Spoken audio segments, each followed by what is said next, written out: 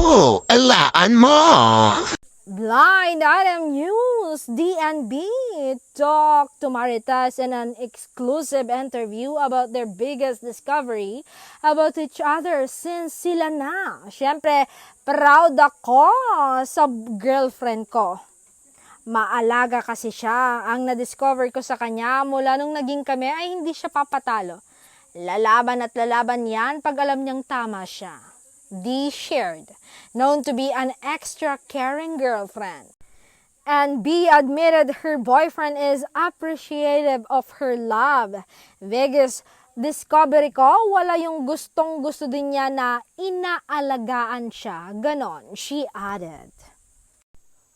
And the two rebel that they agree on very specific roles before leaving the country. Ang love ko kasi kay D, siya kasi halos nagpaplano ng lahat tapos parang sasama na lang ako. Kinatawa niya. Game lang ako talaga. So, na-appreciate ko yung napaplan lahat. So, pagkasama ko siya, secured na lahat. Be revealed.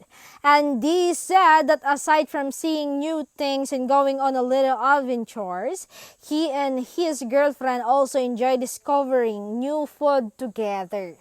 Gusto ko yung tinatanggap lang niya yung mga plans ko, kahit anong adventure yon.